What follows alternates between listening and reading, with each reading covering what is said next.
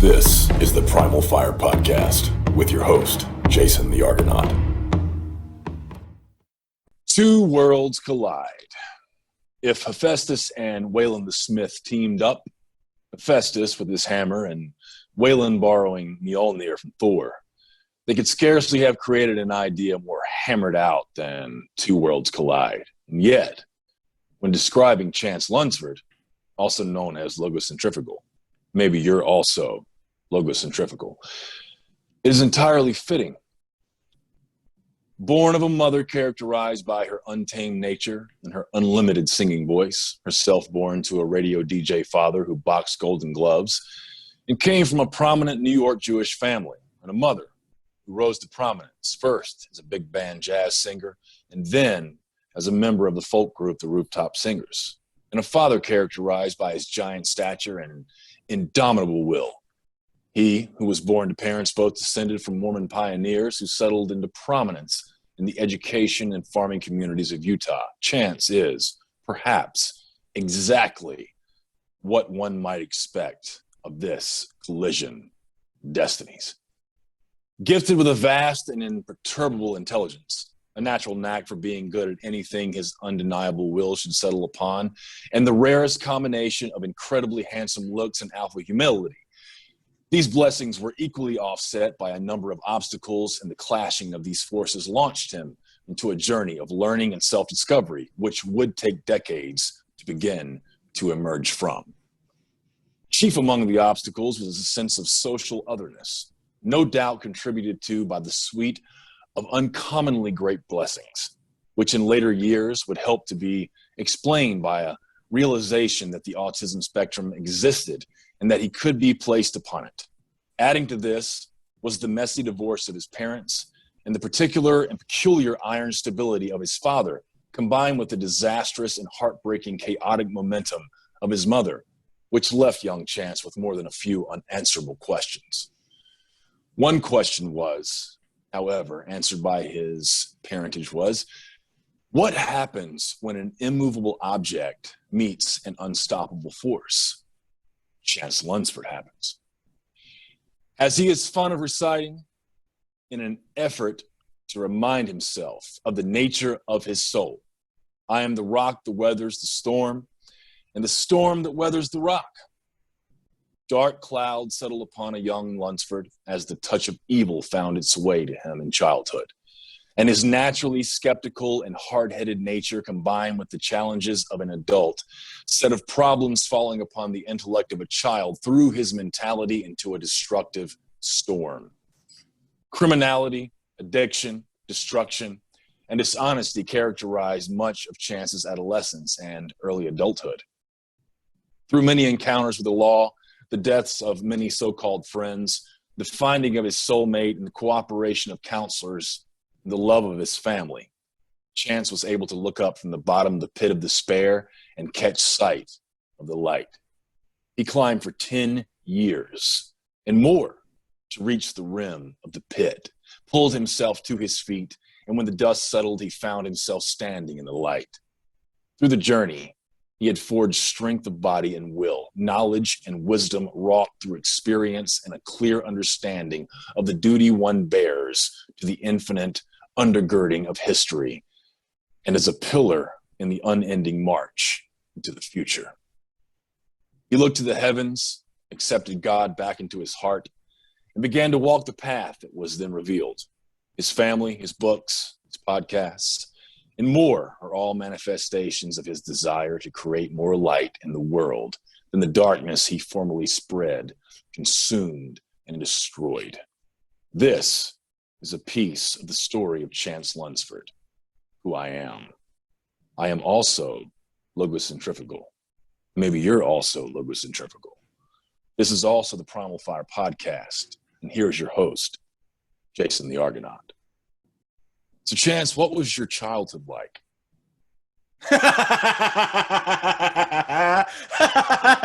Woo! Well, it was a pretty good childhood. Looking back on it, My dad was a really good dude, is a really good dude. Solid, principled, not necessarily the easiest guy to be the son of. As you might imagine, somebody with an iron will and a very particular way of looking at the world is not necessarily the kind of person that has a lot of patience for viewpoints other than that. But he did his best every day to make sure that I had what I needed and what I really needed, support and love and as much attention as he could give me. And his parents, my grandparents, were a very big part of my especially early childhood, because my parents divorced when I was less than 2, and my mom's life is an uncommon disaster. And so I relied upon my dad and my grandparents, especially in early childhood, to take care of me. But I lived in a neighborhood. I was in a cul-de-sac. I had friends that I was friends with for the entirety of my childhood. But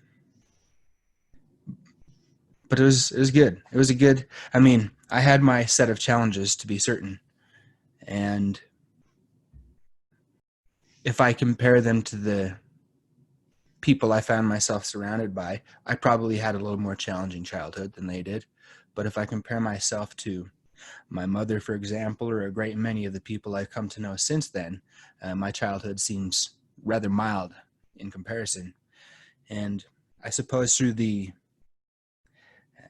hindsight of maturing and growing into adulthood, I can look back now at my childhood and be grateful that I had as smooth a one as I had, especially given I have a half sibling who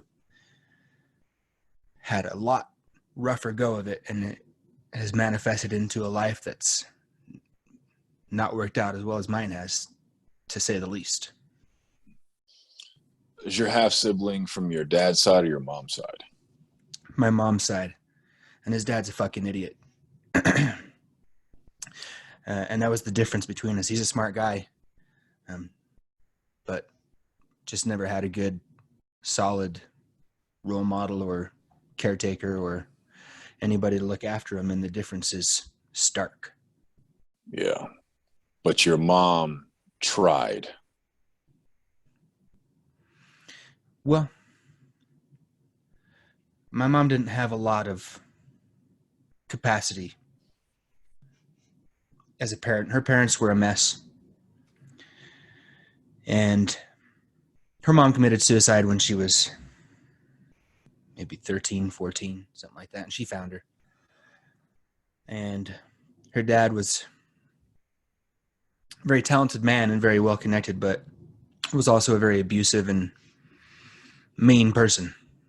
And she fled home at an early age and just never really had the chance to learn what it is to be a parent or to nurture or to be nurtured in a very consistent sense. And so, wasn't, as a child, I didn't look at it that way. I just waited by the phone for my mom to call me when she promised. And 3 days later, I gave up sitting by the phone because the phone call wasn't coming. And my dad would try to say, well, your mom loves you, but you got to learn to expect that. That's just how it's always been. It's probably how it's going to always be. And you need to learn to deal with that, because I hate to see you having your heart broken every time your mom breaks a promise to you, and she breaks a promise to you every time she makes one. So you've got to figure something out, man. And I mean, I don't want to paint a pity party here either. It's just, that's the reality of my childhood and my parentage. And, I look at my mother with a lot more compassion and understanding than I used to, but I still have essentially entirely removed her from my life, because there's a big space in my heart where I would like to put a mother figure. But I also have kids and a wife and a life that I want to live. And I'm a very sensitive person. And to have that kind of chaotic and destructive energy in my life, it messes me up. I can't have it. So I tried to communicate that in a way that might encourage my mother to communicate her situation a little differently, but it didn't really go that well, and I had to do what I had to do. But I keep a small sliver of hope open, alive inside of me, that there will come a point when I can rekindle that relationship in a way that we can both be responsible and communicate effectively and establish good boundaries. But I've tried that several times in my life, and so far it has not been possible. Your situation is a little bit of the opposite of mine, because see, my parents divorced when I was 8, and so my dad was in my life. So my mom has always been my number one parent, for lack of a better phrase. And my mother raised me, but that doesn't mean my dad wasn't there. So my dad, the situation with my dad could have been so much worse. And it took me until maybe late 30s to really appreciate the fact that he was there at all. Because when you have an absent parent, it kind of makes you go towards resenting them for not being there, not being the best. You kind of take for granted the fact that maybe they really did try their best. Maybe they didn't know what they were doing. Maybe it was timing. Maybe it was the universe. Maybe it was whatever. But I reached the point in time in my life where I started to get really angry and a little bit resentful. And maybe I was in my 30s, and people were always, they would come up to me and say, well, how's your dad doing? It's like, I don't know. What do you mean you don't know? Like, I don't talk to the motherfucker. Oh, that's a horrible attitude. It's like, nah. I mean, he made the decision that he didn't want to be there. Well, you should contact him because he's your dad. Well, you should go fuck yourself, because you don't know my situation. I don't just go drive an hour away or 2 hours away or whatever and just go knocking on the door because I'm the child is responsible. You're telling me that I'm responsible, because these are people who had both parents. Their parents either didn't divorce because their marriage was great. They had they were the 1% of the marriage that was great in America, or they just decided to deal with each other even though they hated each other. Could be one or the other. And they're trying to lecture me about how I should go and keep trying to contact someone who wants nothing to do with me. And my dad didn't want anything to do with me at around age 22. So like I said, I was very, very fortunate. But it creates this complex within someone, and you revert back to that childlike nature, even though you're in your 20s or 30s, thinking, well, shit, what was I wrong? You already, coming from a broken family already kind of destroys a child and makes them feel like they've done something wrong to split mommy and daddy up or whatever. But when you're grown up, you don't want to get set back to that point. And it makes you feel as though, well, do I wait for him to come around? Do I finally risk it? What if they leave this earth and I regret it the rest of my life? It just creates this complex within us that we don't know how to go. Like with me, I've come to terms with it. I don't forgive. I leave that to Jesus. My name is Jason, not Jesus.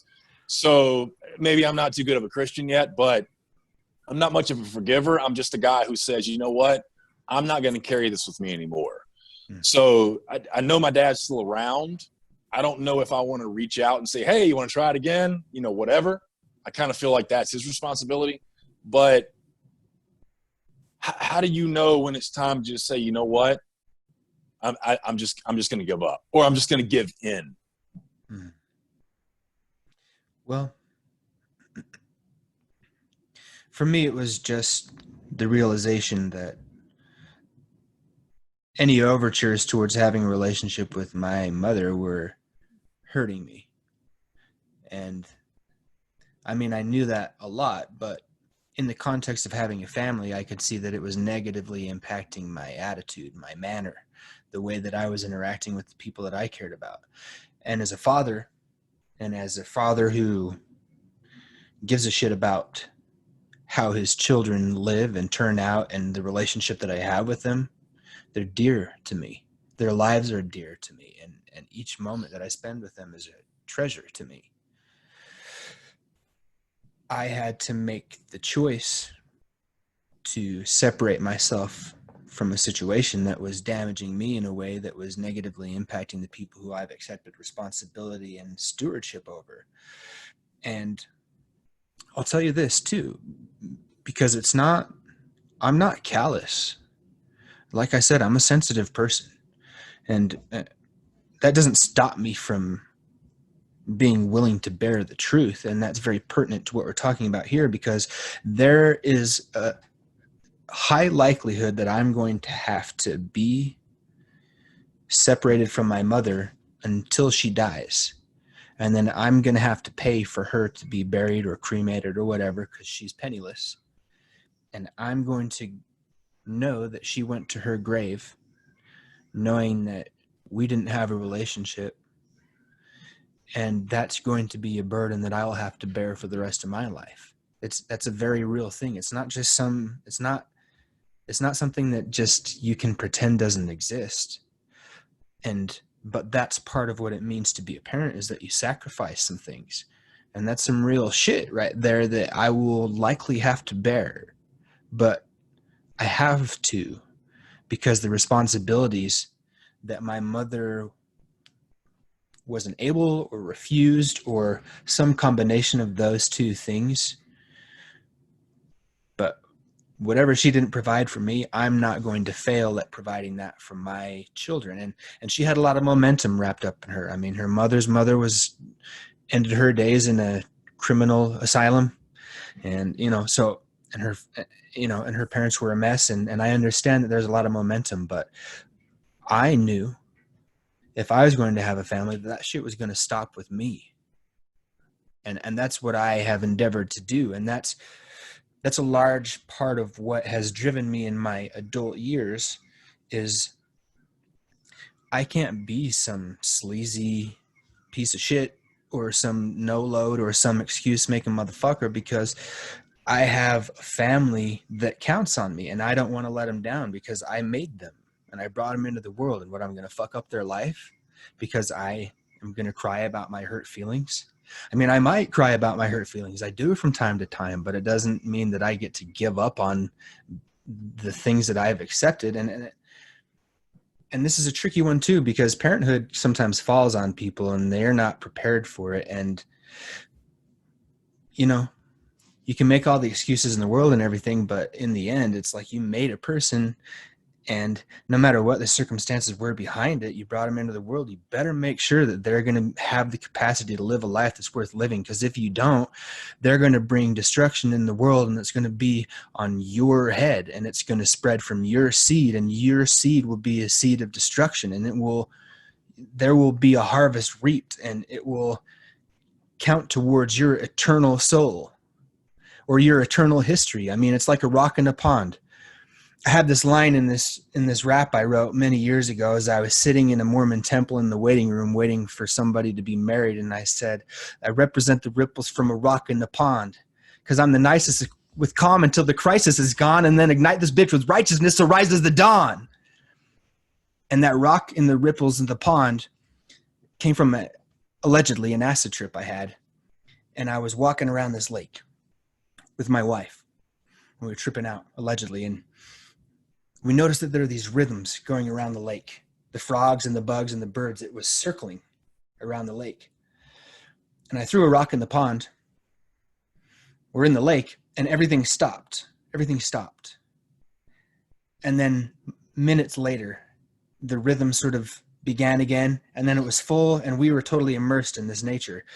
And then we were walking back to our camp, and actually the floodwaters were actually rising in the wetlands, and we kept trying to find dry places and being like, wait a minute, man, this is so weird. This was dry land a minute ago. And whoa, look at the spirals from the sun. But I came across another pond, and I threw a rock in it, and it was separate from the lake, and it was about 200 or 300 yards away from the lake, and I threw a rock in the pond. Whoosh. The rhythm was interrupted. We had disturbed the equilibrium. And then it started again. But I realized in that moment that something so small as a rock in a pond disturbed 5 square miles of natural rhythms. And, much less a vehicle or a plane, but it was a very remote place, and there was almost no anything going on there besides there. And the nature, that rhythm, that nature had accepted us into it until we disturbed it in a way that it wasn't deemed natural, I guess, or it wasn't deemed part of the symmetry of the place. And that's why I wrote that. And that's what I'm talking about here is sort of, a kid is a boulder in the pond. You chuck that kid in, and then they have this whole life of decisions, and you made that person. And obviously you can't take responsibility for their choices, especially after a certain point. They become a person who chooses.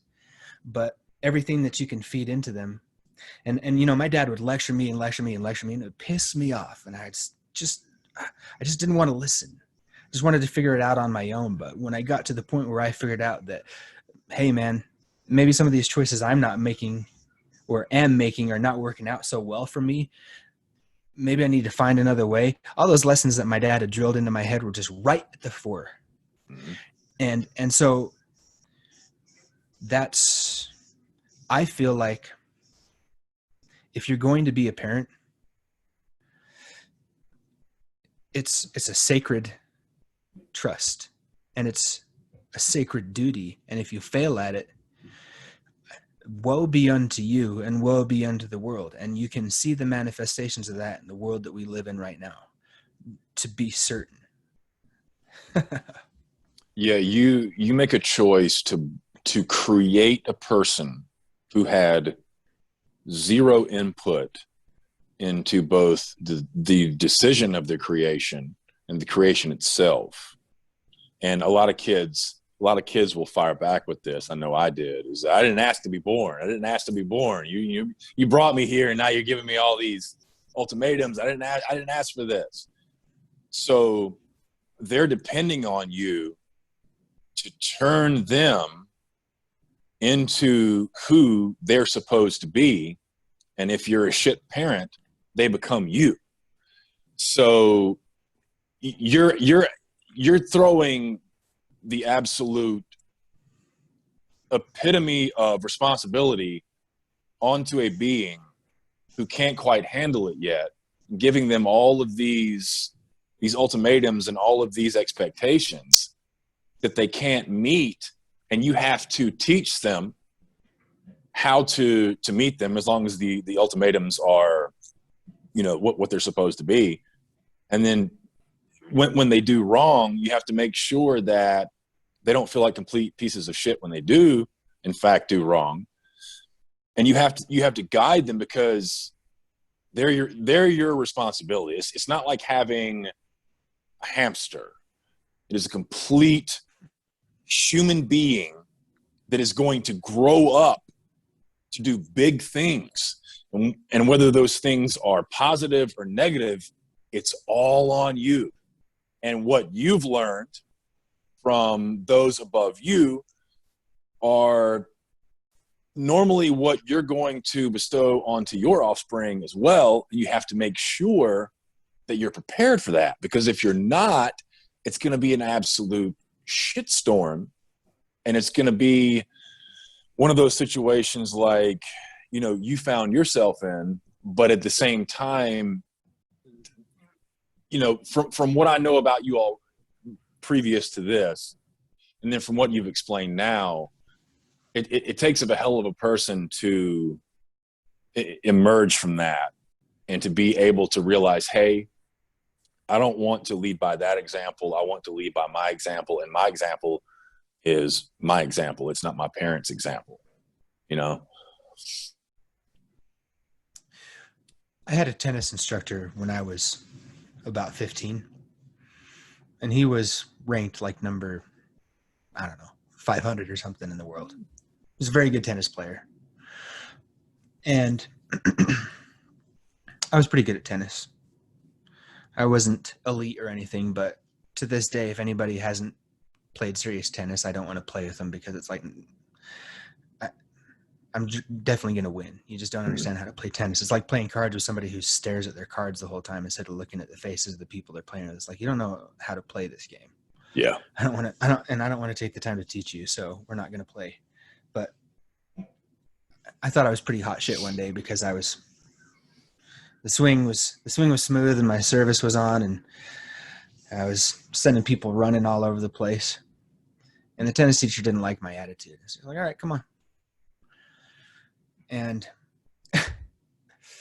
he full on just hammer served me and sent me just like scrambling all over the place. And then he would slow serve and then just send me running all over the place. And he's like, look, that was like a 10th of the skill that I can bring to bear in this game. And that's kind of like what being a parent is. You know, you teach your kids how to go back and forth, and it's just like, and they're pretty bad at it. But the problem is, if you're bad at tennis and you try to teach somebody to play tennis, they're going to be bad at tennis. They might not even get a chance to return it. If you're trying to serve over the net and you hit the net every time, they don't even get a chance to return. They're just kind of like, what's going on here? But then again, if you're a pro at life, at tennis, and you're just like smashing serves at your 4-year-old, and you make the game beyond their capacity to play, then they don't want to play, or they don't want to play with you. But if you challenge them just enough to meet them at their level and then push them a little bit beyond it and test them, and then back off when it becomes overwhelming a little bit, but push when they can handle it, and they're going to punk out before their capacity is met. Pretty much everybody does, even into adulthood, but especially kids. Oh, okay, whatever, but keep going. And that's very much, you know, you have your level of skill. And what I'm trying to get at here is, you made a point that your kids will be you. That's true to a certain extent, but they'll also be a response to you. They'll also be returning your serves. They'll also learn how to serve and learn how to play the game. And they might not like some of the shit that you do. I know that I didn't like some of the shit that my dad did. I still wouldn't raise my kids in certain ways that he did now, though I have the utmost respect for him. And I'm glad that he raised me the way that he raised me, because I'm a stubborn, willful male. But I got 3 daughters. And, you know, I grew up in a house with no females. And that feminine energy is something that I had to learn to really like, okay, this is very different. And that ties into a lot of stuff that's going on in the culture right now. Maybe we can get into that or whatever. But the point I'm trying to make here, before I sort of let it sit, is just that as a parent, as a mentor, as a friend, as a challenger, as somebody who's game for the game, there's a way to play it that will elevate those around you, which will elevate you. And there's a way to play it that will maybe bring glory to you, but destroy everybody around you. And there's a way to play it that will destroy you and everybody else around you. And you have to be alert to the reality that that's the case. And you have to pay close attention, and you have to be honest. And this is something that I've talked about ad nauseum, but I hammered into everybody is, look, you make a mistake, you admit it. You admit it. And if need be, you make recompense, you make repair, you apologize, and you mean it. But you don't linger, you don't loiter. You go, I made a mistake. I'm sorry about that. And here's the way that I feel like I messed up. Is there anything you need to add to that? Okay, well, I'm genuinely sorry, and I'm going to do better next time, but we need to move on from here. And I know it's not fair of me necessarily to expect you to, but if we're going to be married, if we're going to be friends, if we're going to work together, then you know, please accept my apology and let's move on and do better the next round. And I'm very good at accepting that too, because I've had to eat crow so much in my life that I understand. It's like, okay, you made a mistake. I understand, but you got to admit it. You got to admit it. And then I'm more than willing to accept your apology and more than willing to forget about it, unless you start going down that same path again. And then my pretty intense memory is going to bring back all the times you ever did anything like this, and we're going to have a come to Jesus talk about this, because otherwise if I let you slip, if I let you get away with this shit, you're going to keep doing it. And I can't be having that. And that makes me a hard friend to have. That makes me a hard father to have. That makes me a hard husband to have. But I wouldn't have it any other way, because my relationships, the ones that last, are unbreakable, because we come at each other with honesty and with passion at times, and with disagreements that need to be sorted out, and we face them and we figure it out. And so that's I think a critical component to life for anybody. And I mean, all this stuff seems obvious to anybody who sort of lives a meaningful life. It's like, well, yeah, but the thing I have found is that it never hurts to have a reminder, one, and two, there are a lot of lost people out there in the world. And I don't know if it's different now than it was in the past. It seems to be the case to me, but given that I don't necessarily have experience, and hindsight seems to be flavored by a person's perspective, it's tough to get a real sense of history. But I feel like there are a lot of people swimming in a lot of chaos and uncertainty right now, and they don't really have that sort of foundation that, say, my dad did, learning to work in the orchards from my grandpa and having to work next to Mexicans who would come here and would live in a bunkhouse and bust their ass for my grandpa. And he had to work alongside him. And, you know, he learned how to work from people who worked. And my grandpa worked in a steel mill and ran 3 orchards. And he did that for 25 years. So he was a man who worked. He worked and he worked and he worked. He got up before dawn, and he didn't stop working until my grandma come and hollered at him after dark to come eat dinner. And he did that for 25 years. And so, and you know, that wasn't everything he did led up to being able to be in that position to work that hard. And so I look at my life and, you know, I choose to work hard because I know the value of it, but I don't have to. I could do a lot of things that aren't hard to do, but like my old pal Dennis Hines says, do hard things. How did you meet your wife? I had come out of this sort of very self-destructive period in my life, and I didn't know what the fuck to do. And I thought, well, I'll go to college. I mean, I don't know what else to do right now. I don't really have an inkling of what I'm supposed to do. I guess I'll just go there. So I went to a local, it was formerly a trade school and then a community college, and now it's a university, but Utah Valley State College at the time. And I met my wife there in a music production class. And I was, as you might imagine, the guy who would crack jokes and say what was on his mind in class. And I had a cool teacher in that class. He took my shit well and just kind of took it in stride and laughed about it and carried on. And my wife thought my jokes were funny. And we just kind of met and talked, and basically from the first time we spent any time together, it was just like, oh, okay, this is it. You have 2 children? 3. You have 3. What are their genders? All female. I have to be careful about that. I don't know what to ask people anymore, you know? So all girls. They are all daughters, female, true female. Cis females and stuff. Yeah.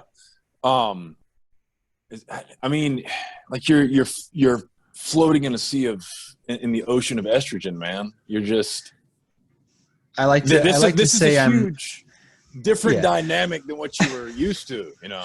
Diametrically opposed. I like to say I'm swimming through the estrogen haze. Yeah. Yeah. So what are their ages? 10, 6, 3. Okay. So toddler, a little bit more than a toddler, and not so toddler. So yeah. So so as far as raising girls, and you know, being a guy who didn't have a whole, I don't think men need to have had feminine energy in order to raise the females. I think that men, you know, I got a friend, she's going to be on the podcast next month. As a matter of fact, she didn't have a dad. She didn't have any of that masculine energy in her life. She turned out really well. So as they say, you know, daddy issues, she doesn't have them. She's married to an extremely manly man. He's like you. He works really hard. He gets up at like 4 a.m. He goes to work. He works about every day. And I want to say they have 2 kids, but I know for a fact she's got a daughter. And I think it's a little bit different when a man is trying to raise girls than a woman is trying to raise boys. Because when a single mother raises a boy, it can be disastrous. But when a father who has a mother there can raise the daughters, it tends to make for a really, healthy household. But probably doesn't come without challenges, does it? Yeah. Look, man,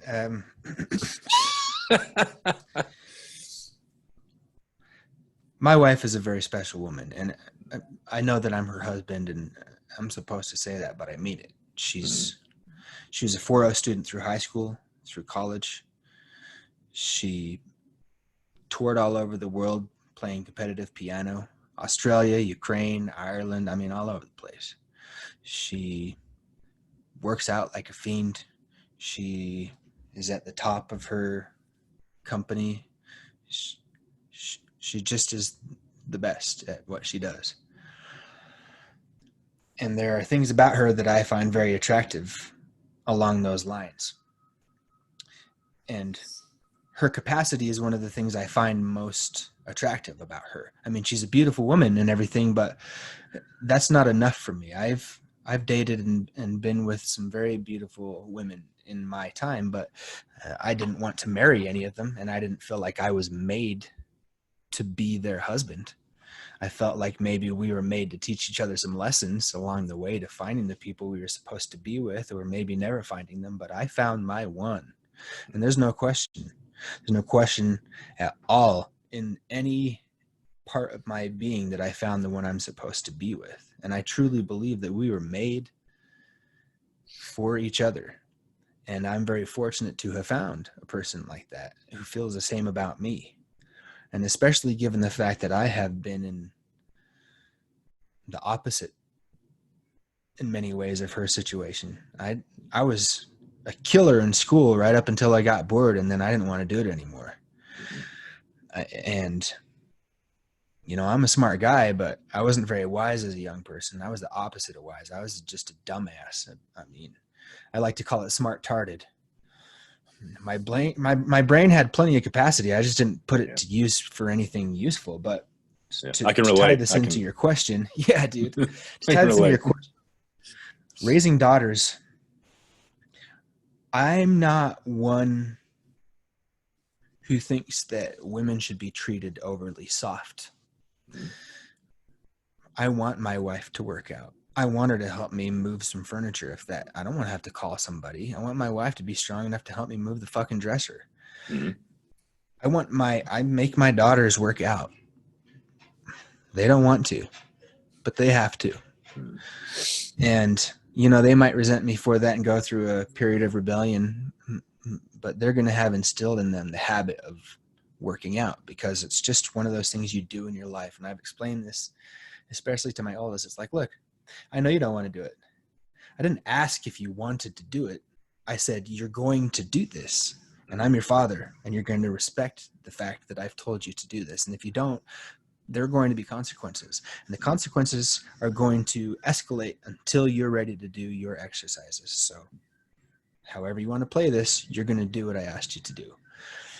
And that's not necessarily the best tack to take with everything. You got to pick and choose as a parent the things that you're going to absolutely put your foot down on. But that's one of them, because the first thing that I engaged with when I decided to turn my life around was eating better and reinvigorating my love for lifting iron things. Because like I said, I went to college. I didn't know what I was supposed to do, but I knew if I eat better, I'm going to feel better. If I work out, it's going to make me healthier, and it's also going to make me feel better about how I look. And I like to be strong. I like that feeling. I like knowing I'm strong. And, my kids have been on hikes with me almost every weekend since, November, and many weekends before that, but we really focused in on going. And it went from them whining about hiking a mile to us just running out of time to hike, 7 hours later and 10 miles later. And my 10-year-old and my 6-year-old have hiked the whole time and at a pretty good clip. I mean, not as fast as necessarily my wife and I would have gone on our own, but we push them and they're tough now, and they go and they hike with their friends and smoke them. And it's, it's like, see, I told you it pays off. And so they've told me, I like that I can do push-ups now, Dad. I like that I can do 20 squats in a row, 30 squats in a row. It feels good because when I first started, I couldn't do any push-ups. I could do like 2 shaky squats. I know that's how it works. And guess what, kid? That's how your whole life works. And that's why I think exercise is so important, is that periodized progressive resistance. Like push, push, push. Okay, you met your wall. Step back a little bit, regain, reorient your form. Work up to it, and then, oh, look, 101% today. You can't have 101% every day, but you can have it today, and now you got your new limit. So to come back to the question, after rambling on, raising daughters, there's a certain, I don't want to be soft, but I'm pretty fortunate, I think, that I don't have sons, because I would be a hard father to have for a son. Because I know how stubborn I was and how much I had to be lectured and just have my head bashed against a wall to try to get the lessons of manhood instilled in me, responsibility. Mm-hmm. And I would probably just kick my son's ass until he learned the right way. And so it's probably good that I ended up with daughters, because there is that sort of, you look at them and they're a cute little girl with a cute little cherubic face, and they look at you with that love, and you're your dad, you're their daddy, and they love you, and they just come and, I'll be sitting reading a book or something, and just come and sit in my lap and get all up in my way and nuzzle up, and just, it's like, all right, well, let's put this book down and just hold you. And I love that. Mm-hmm. But I also expect them to be great. They're all intelligent. They're all beautiful. They're all have great capacity. And there's not a day that goes by that I let them get away with not challenging themselves. And when they try to, we have issues.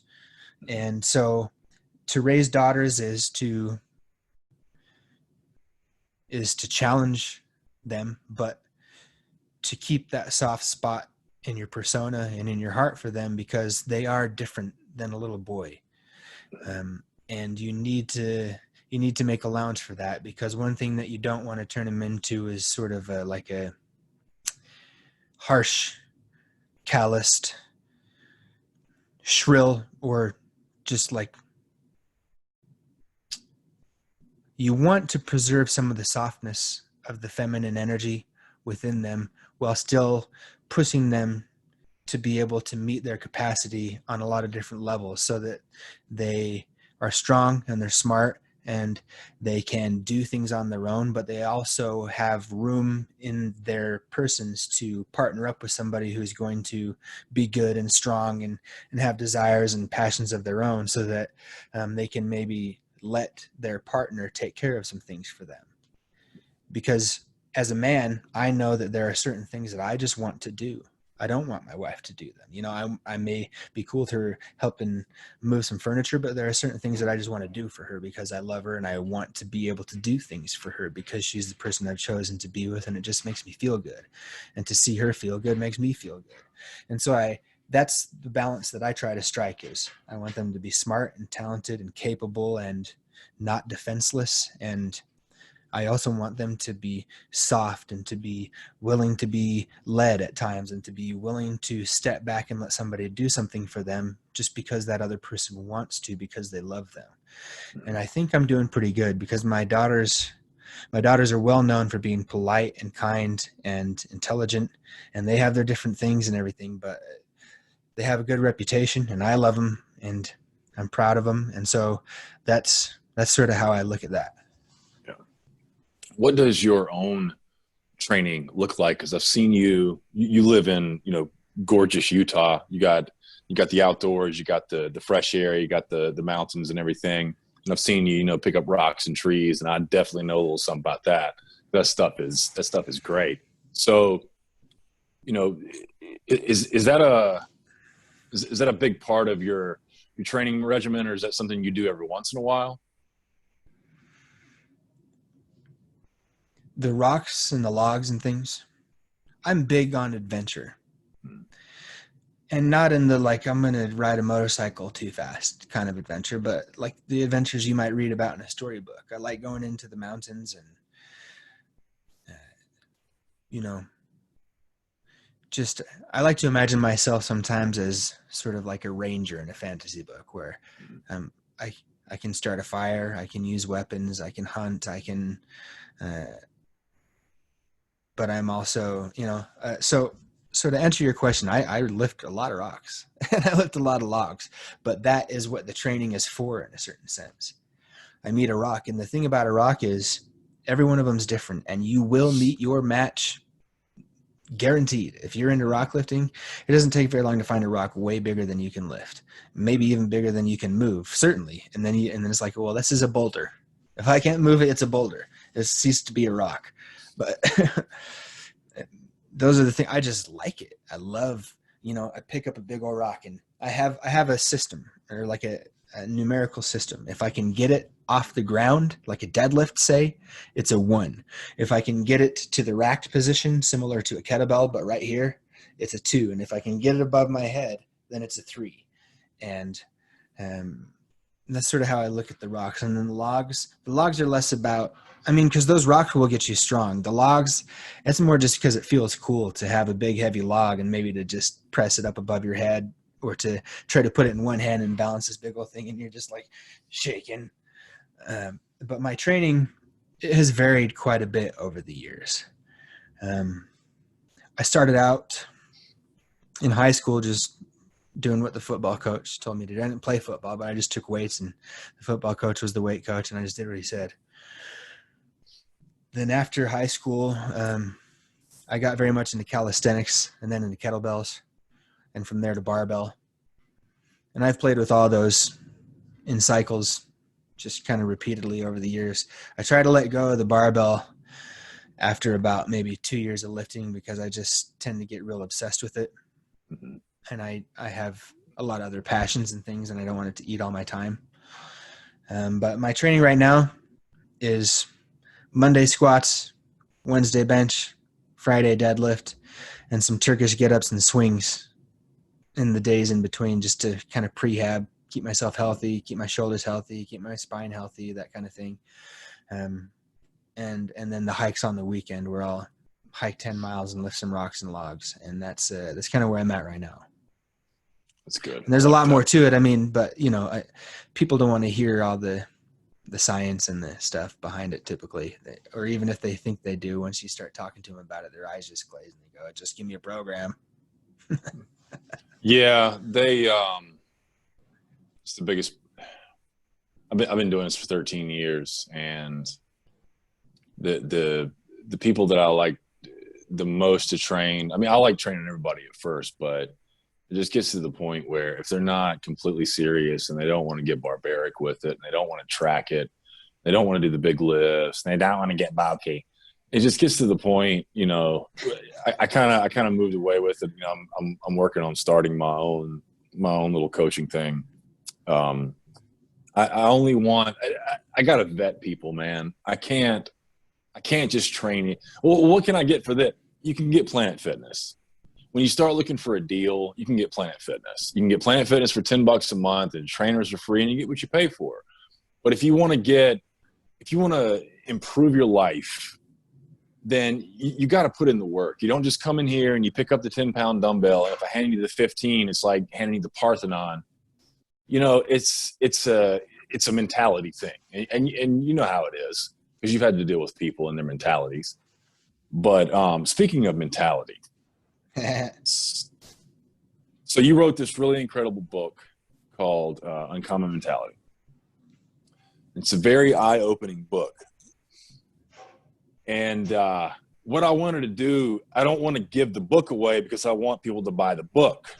So what I want to do is I want to fire off questions at you, and I want to hear your responses to these inquiries, if you will. And then I had a couple of things that people wanted me to ask you. Some I don't understand, and some I really don't understand. But they'll understand, and you will. So, and then I'll understand. But So the great thing about this book, without giving too much away, is it allows people who have been struggling with memorizing and memory in general, and basically how they approach life and how they approach speaking to people, how they think about things, how they process things. And it really allows you to use actionable endeavors to improve your memory, your thought processes, the way you approach things, and all that kind of stuff. Like I said, I don't want to give too much away, because I want people to buy this, because, to support you, and because they need to get off their ass and do stuff.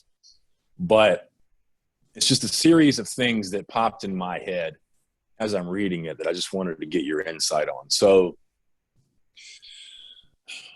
I actually struggle a lot with learning and quote unquote attention deficit, and things like that. And when you're dealing with the public school system, they automatically go to attention deficit and he needs medication and things like this. Without getting too educationally political, why do you think it's easier to memorize some things more quickly than it is to memorize others? Fascination. Just as a short answer, and the longer answer is, most people told they have ADD just had teachers who didn't understand what they wanted to learn about, or the ways in which they wanted to learn the material. Every person who's listening to this right now, or you or I, we've all had moments in our life where we became profoundly interested in something, and we wanted to learn everything about it. And we spent hours that flew by, and we looked up and it was like, my God, I need to go to bed. And then we've had times in our lives where we thought something was very important and we needed to learn it, and maybe we crammed and studied, and it was just like tilting your head this way and pouring some water in one ear, and it just fell right out the other. And you thought, man, why didn't I retain any of that? And the answer is because you weren't interested in it, and you didn't figure out how to become interested in it. And there are some tools that can trick your mind into thinking that you're interested in something, associations and triggers and anchors and things like this. But the fact of the matter is, you're not going to learn something that you don't care about. And if you haven't found the reasons why you care about something, or you haven't really gotten in tune with that, then unless you have a peculiarly powerful memory, you're not going to memorize it. And even if you should be able to remember the facts, you won't have found the ways in your life in which to apply them, because you won't have any sort of connection to the material. And that ties into a lot of the other stuff in the book. And you don't have to be cautious. People will buy the book or they won't. And many of them who buy the book won't do anything with it anyway. They'll just think, oh, that's cool, and I'm going to do that someday. But the reality is, if you can find a way to attach, think of it this way. Let's say that you have to wash the dishes. Everybody has to wash the dishes from time to time, except for maybe Andrew Tate. Right, of course. But he doesn't even have to cook the food. He fucking just looks at the food and Twitter cooks it for him. No, we're just gonna get the fucking girls to do it. Why would I cook? And why the fuck would I cook? Get the girls to do it. He's got his fanny pack on, and he's just wild. Somebody said, how much coke does Tate do? Guy. I said, all of it. I love Tate. He's been nothing but cool with me. And I did that just like ridiculous impression of him, and he asked me to do it in the first place, and then I did it, and he's like, this is utter shit, but I couldn't stop laughing at it. Like, yeah, okay. But if you have to wash the dishes, you can sit there and hate it. You can hate every moment of it, but you still have to wash the dishes. And you still got to get it done, and you can just be in misery the whole time, like, stupid fucking dishes. People should wash their own fucking dishes, and just, God, I hate this. You break them, and you're like, fuck. Yeah. Yeah, or you could be like, hey, I'm going to listen to some music or a podcast right now. Or you could be like, man, look at this dish. This dish before me is like a canvas. And look at this. I have this sponge.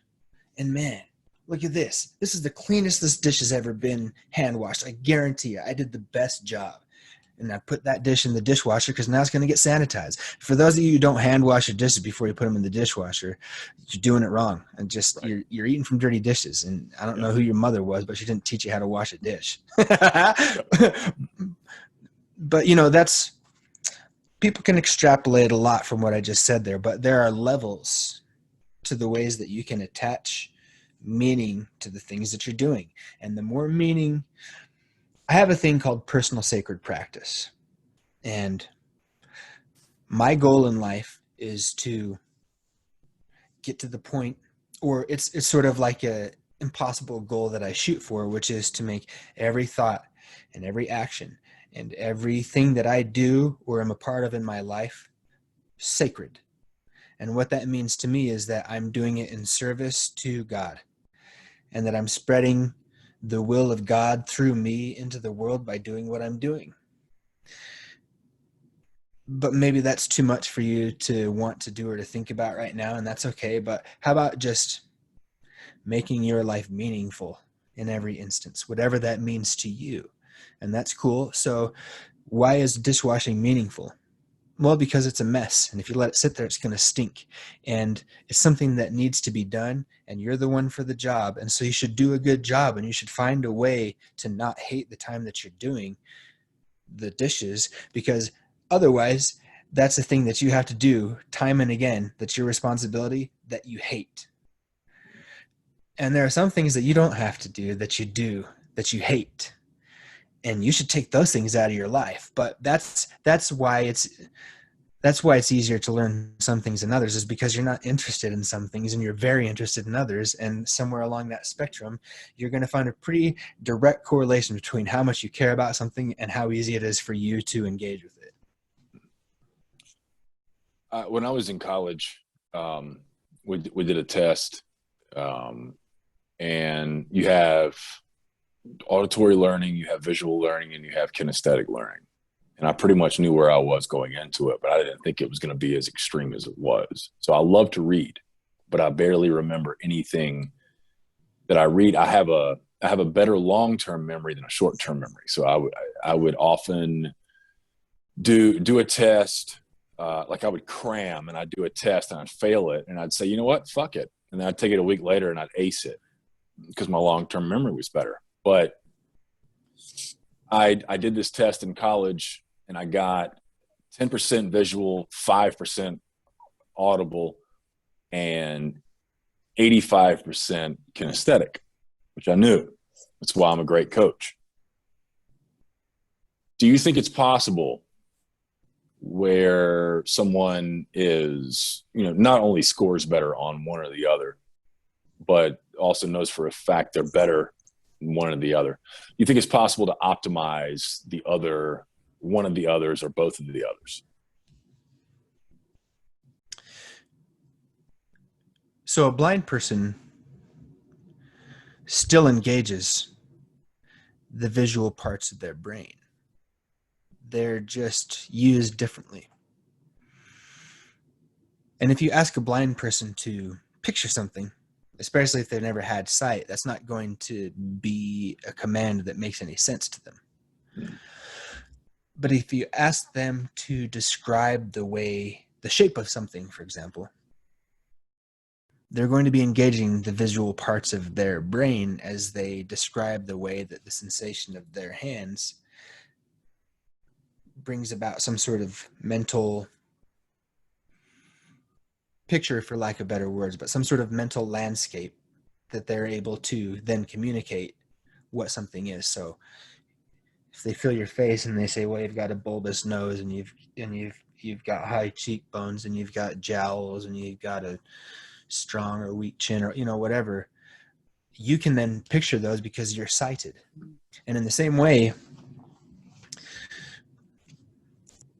people have differing capacities in these different senses, but they are all interconnected, and they all, if you aren't very good at visualizing, number one, you should probably get better at it, unless you're one of the very few people who has brain architecture that doesn't allow you to do that. But even then, if you think in words, you're seeing the words. They might be on a chalkboard. That's still a visualization. There are some people who just have blank. They don't see stuff in their mind, but there's some sort of processing that still allows them to function in the world. And in the same way, yeah, in answer to your question, yes, you can optimize for things, and you have to feel that out for yourself, and you have to find out who you are and where you're at and what you want, and then figure out the path to get there. And that's what's very important to me about all the things I try to convey to the world, is that I don't want to tell you how to do it. I was a trainer at Gold's Gym for a short time, and I hated it. Mm-hmm. Because I didn't have the patience to, I didn't want to have to go searching for the diamond in the rough, and I didn't want to have to deal with puds who would pay me money but didn't want to put in the work. I didn't like it. And I would much rather have a training partner with some enthusiasm who I can give a couple pointers to, like, dude, picture that your chest is a crossbow and you're doing the bench press, and keep them elbows in tight, and suddenly you just gained 30% on your bench the first time you ever tried it. That's amazing. Mm-hmm. Yep. It's amazing how just a little bit of form and a couple cues can, but if they're like, I don't even want to get under the bar. It's like, well, okay, I don't even want to take your money. I wouldn't feel good about that. You shouldn't feel good about it either. Yeah. So, but even so, there are some things that I think people should be doing. You should be writing. You should be doing mental exercises. You should be doing emotional exercises, and you should be learning how to utilize the tools that your mind naturally implements to help you get through your life, and leveraging those tools to be more beneficial for you and more intentional in the things that they're doing.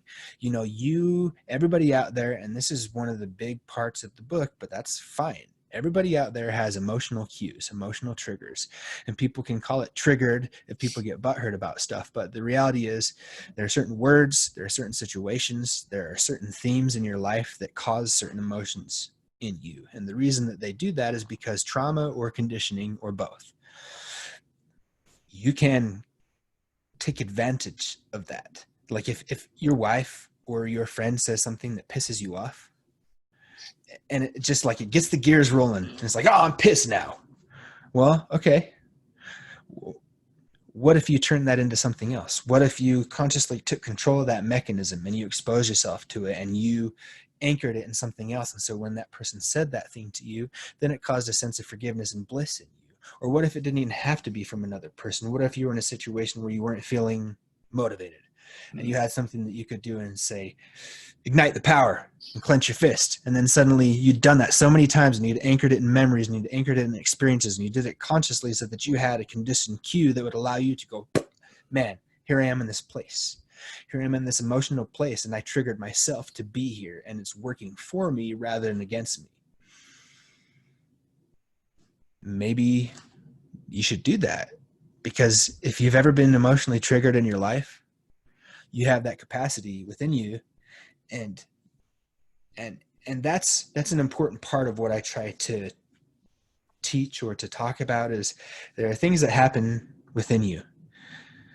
They can happen to you, or you can happen to them. You can be at the whims and mercies of your biology and your mentality, or you can take control of it. It's just like your diet, your exercise. Well, there's diet and exercise for your mind too. And you might be naturally strong. Like I have this buddy named Justin, and he never worked out in a day in his life. And he's one of the strongest people I've ever encountered in my life. Just freak strength, and he just is gifted that way. And he can take a bottle cap and just bend it backwards against the spikes with his fingers and be like, argh! And that's a poor example of how strong he is. Just a freak. And he's like, yeah, I trained on my mom's Bowflex once, maybe in the basement. And he's stronger than people I know who are juiced to the gills and like 240 pounds. And he's just naturally stronger than him. But I've only met one of those guys in my life, but if you want to get stronger, you do hard things. If you want to get stronger, you do hard things. And there are techniques and tips that will make that more effective for you. So this is kind of up in the air for some people, people of different religions, even atheists, the really hardcore woo-woos. Some would call it the law of Crystals. attraction. Right. So, essential oils. Fuck the essential oils. I don't use them. And some would call it the law of attraction. How do you think, do you really believe that the thoughts you put out are what you get out of life?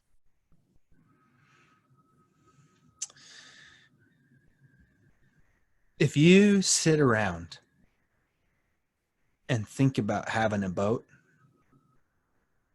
you're not going to have a boat. If you have a vision board, people know what vision boards are by now. And you put a boat on the vision board and you stare at it when you wake up. And you think, I want that. Man, I want that. How can I get that?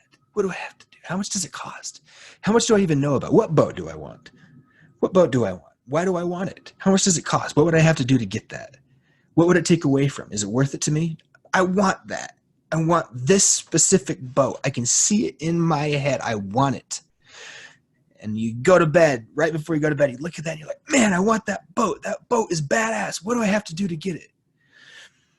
And after you stare at it in the morning, you go about your day, and every once in a while you think, man, I want that boat. What do I got to do right now to get me closer to that boat?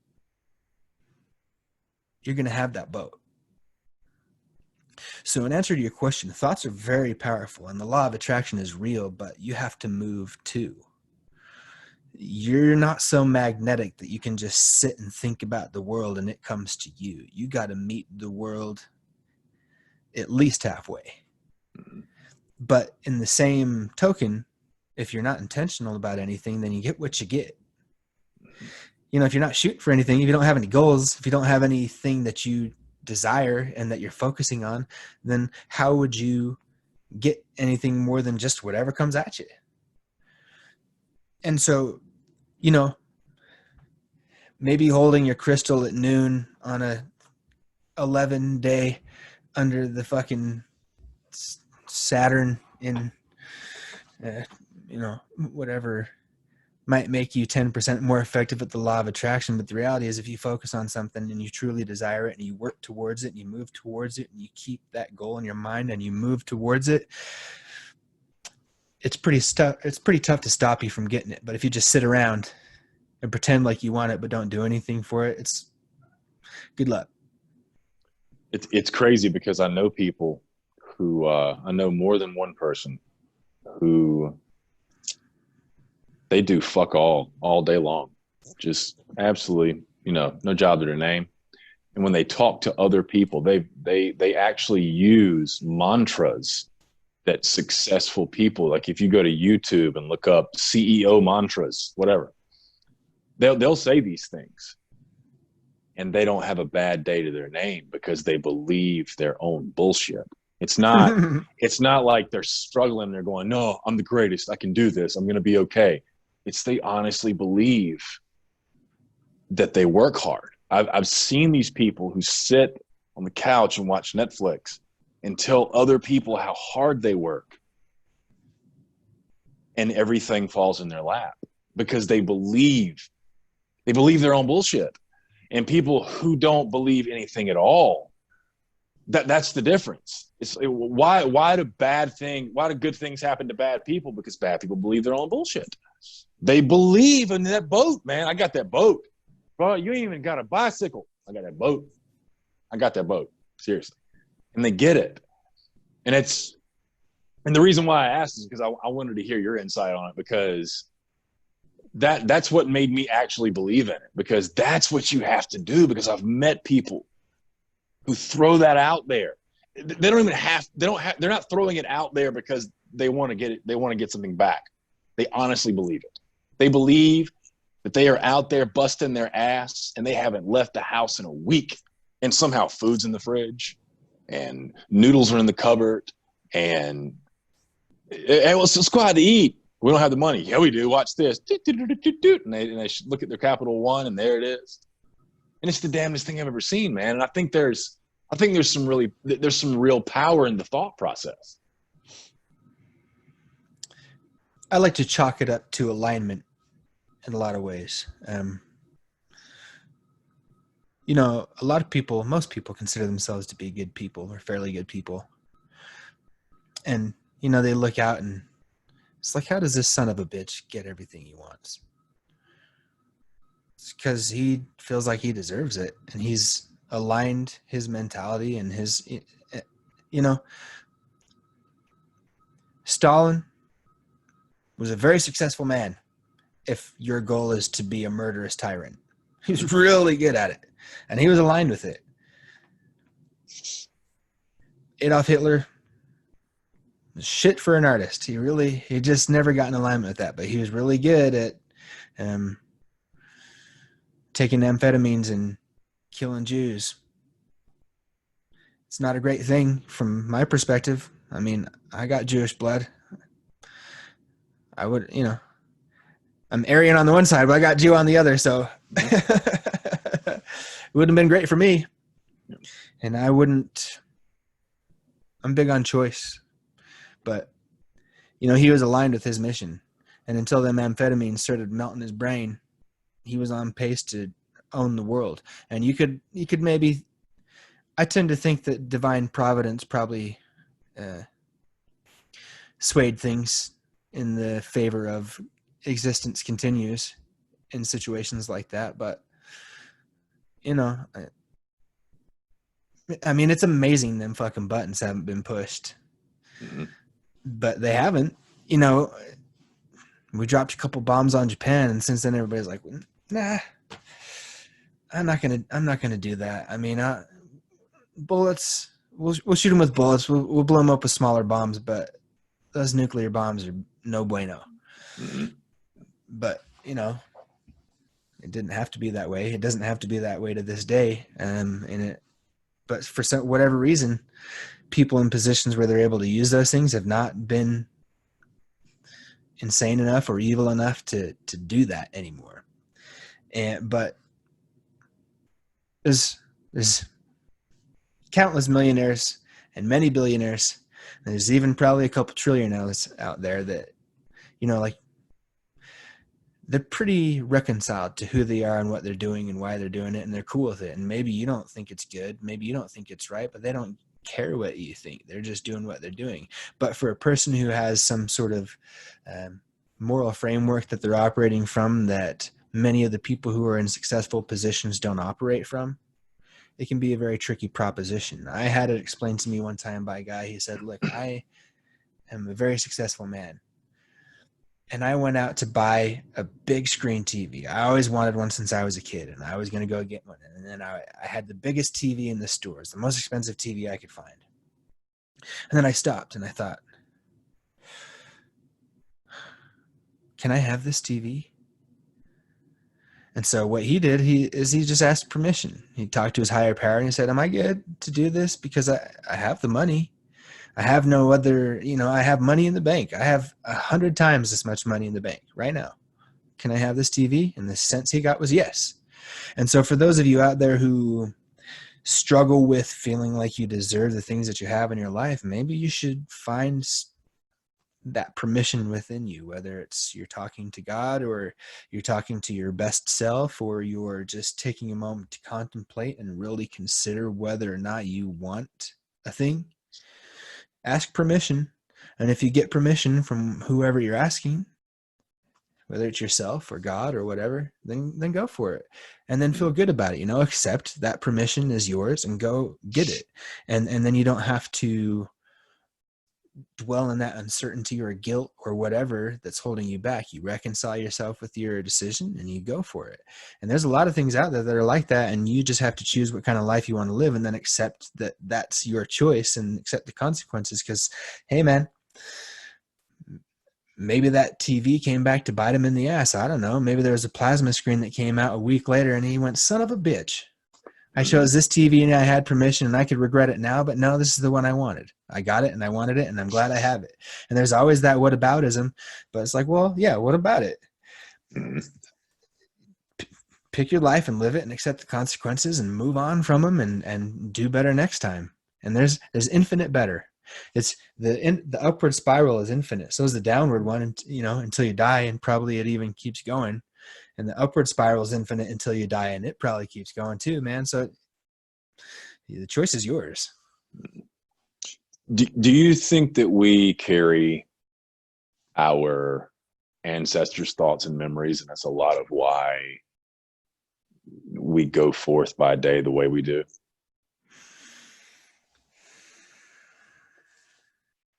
I've thought a lot about this.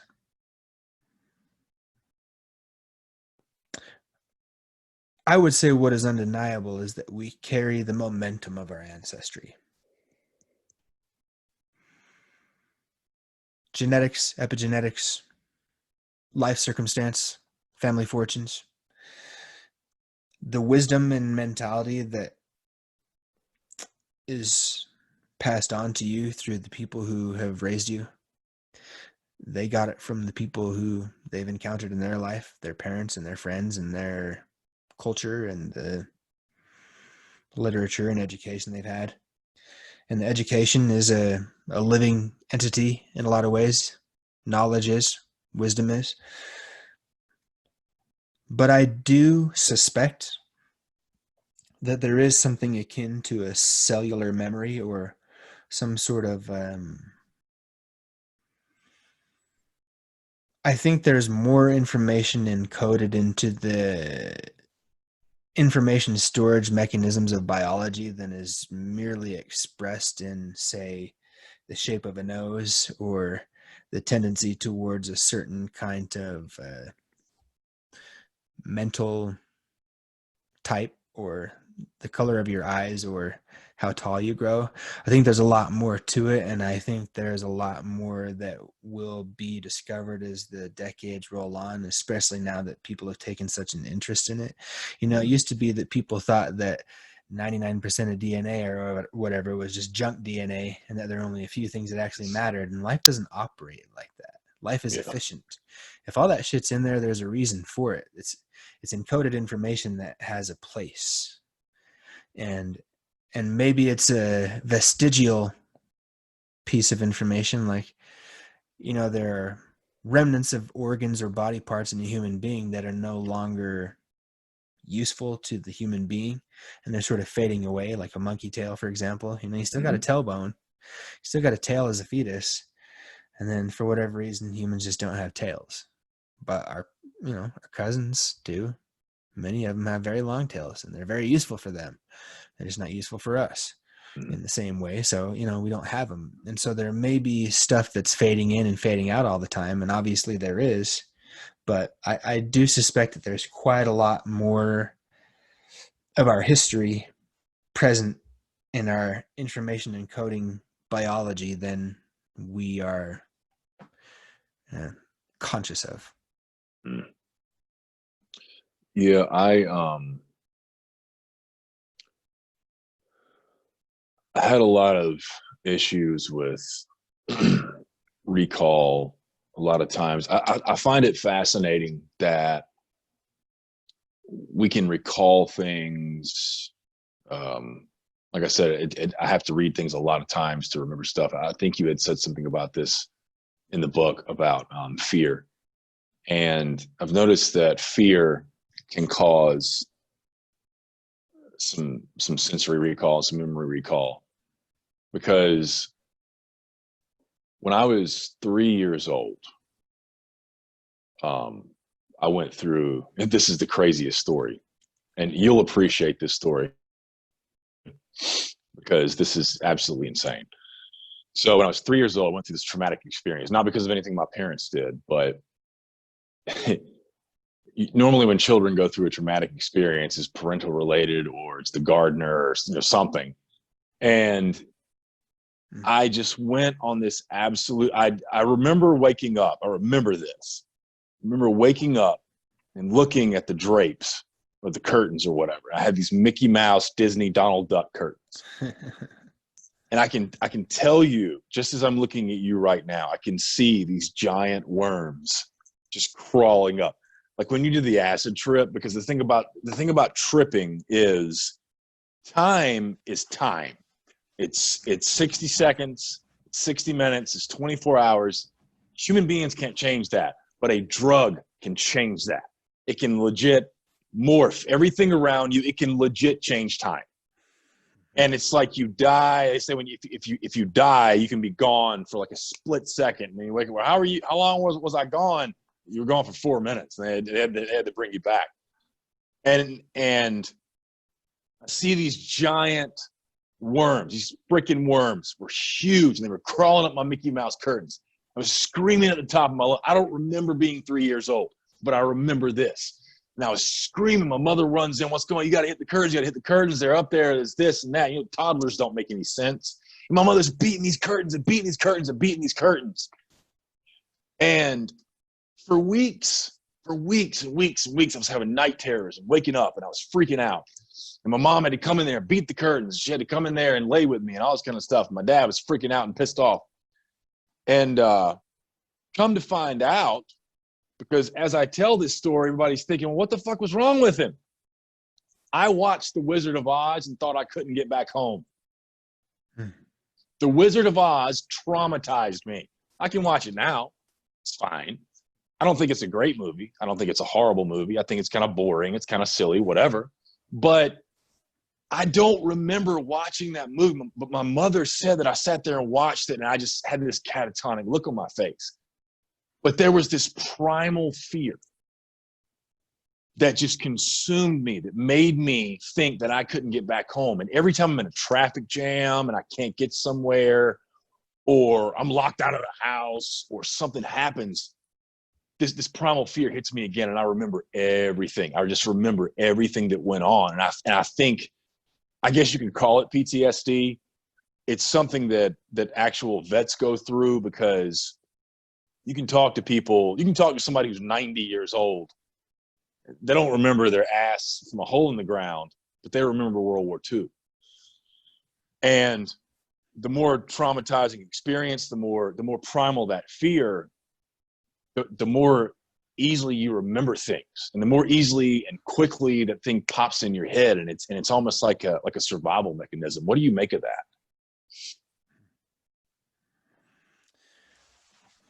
Well, for one thing, you have a system in your brain called the reticular activating system. And it's a very ancient system. And it's a system of survival attention. And essentially what it is it is the answer to a story problem, is what it's looking for. You know, you presented with a story problem in your mathematics schooling. And what you're trying to do in a story problem is go, well, what actually matters about this story? Like, who the fuck is Bob? Why does he even have 20 oranges? Well, I don't know. But if he gives 4 oranges to Jill, how many oranges has he got? But if Bob gives 5 apples to Dave and he gives 4 oranges to Jill, well, how many apples does Dave have and how many oranges does Bill? Okay, what am I looking for here? That's what your reticular activating system is constantly doing, is going, well, what is important about here? And, you know, as you were talking, I was looking at the image in my screen of where you're at, and I was looking at the sticker, and I was looking at the reflection and the little artwork back there, and I was wondering what that blue light was, and I'm not going to remember any of that shit, but I'm going to remember what you look like and remember the things that we talked about, because those are my focus. But in a moment of trauma, everything becomes important, because your sense of what is important or what is worth perceiving is overwhelmed. And there's a correlation. Adrenaline, epinephrine helps to facilitate memory. So when you get a big adrenaline dump, your memory is heightened. And part of the reason for that is if you're in a situation where you're fighting, or, you know, like a saber-toothed tiger's coming at you, or a snake's coming at you, or you're in a battle for your life, the things that happen, if you survive, are worth remembering and worth passing on. And if you didn't, you know, if we didn't have the ability to remember the things that saved our life, we probably wouldn't be here as a species. So there's a like a biological evolutionary reason for that. But the thing about the reticular activating system is there are a couple bypasses for that: repetition and intensity and novelty. But novelty novelty is not necessarily a useful one for a person because novelty wears off quickly. And repetition kind of sucks. Memorization by rote is okay, but it kind of sucks. It's different if it's a skill-based thing. You know, if you want to be the best basketball player, you got to shoot them shots. But if you want to remember a certain circumstance, intensity is a great way to do it. And what I like to do is to insert intensity into my life. Whether it's a surprising gut laugh, like when you asked me what my childhood was like after reading my ridiculous intro, or non sequiturs are very useful. That's kind of a novelty factor there, but especially if you get real intense with it and people go, wait a minute, like, what are you talking about? And what does that have to do with this, this, and this? And if you'd ask them, what did we just talk about? Well, I don't know. But if you throw something at them that's a little bit weird and kicks them out, they're like, well, what does that have to do with the things we were just talking about, which were these things? And it's like, well, that's what it has to do with it. Plus, it's connected, but I'm making intuitive leaps, and you're sort of muddling through here. But so to kind of synthesize all this, there are reasons that trauma and fear, strong emotion, causes you to remember things, and it's a survival mechanism. And there are also reasons why you don't pay attention to the stuff around you except for what you think is important. And that's why focus is such a valuable tool, because I'm in a room right now and there are 5,000 things in here. And if I close my eyes, how many of those things can I picture? If I look over here and I glance, how much of it can I now picture? Or how much of it can I now make words to? Or how much of it can I describe in some way? What if I do it again? What if I look at it and I do it again? What if I go, this is so important, I have to remember all of this, and I do it? What if I go, okay, my life, and I'm going to believe this, and I have this emotional trigger that I've just activated. I have the fear response. I have this adrenaline response, and I'm looking at it. I have to remember this. My life depends on remembering. How much am I going to remember then? More. And so you can harness those tools, like we talked about earlier, to be able to use that to your advantage. You know, it doesn't have to be that you got molested. I got molested as a kid. It messed up my memory forever in certain ways. I remember stuff because I'm always on alert. Because when I was 5, somebody put the bad touch on me, and I've never been the same. I haven't. You do things to a child, and they're never the same. And somebody robbed me of some level of normalcy in my life by doing that. And that's okay. Because it is what it is, and it's my life, and what am I going to do about that? I've learned to adapt and to take advantage of the things that's given me, and it caused me a lot of problems, and I had to deal with that shit. And that's what I meant when I said evil touched me. Evil touched me. And that's not, you know, and I've had a lot of traumas in my life. I've seen violence. I've been violent. I've been hurt. I've hurt people. I've been in situations where I've had guns to my head, or I was not a good dude. I remember all those instances like they're happening right now.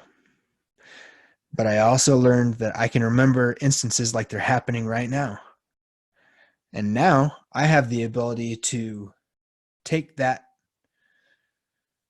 reality and turn it into a tool to enhance my reality.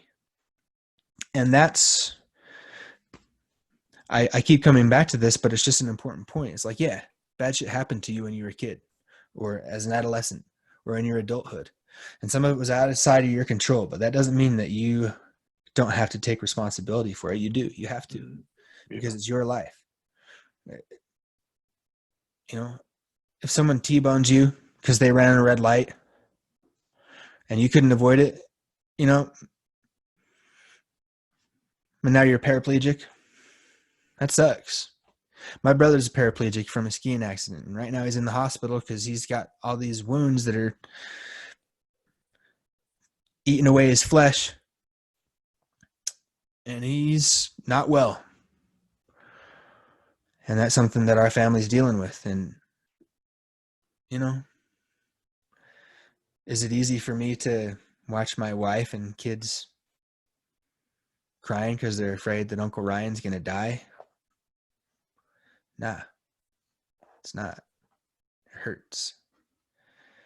Is it easy to watch somebody that I love have their flesh melt off of their body and watch them, a formerly athletic, strong person, turn into a shadow of their former physical self, but still somehow manage to keep a good attitude and be positive and try to reach out to other people with physical infirmities and disabilities and get them involved? He still skis. He sits on a sit ski and he still goes off the jumps and does tricks, and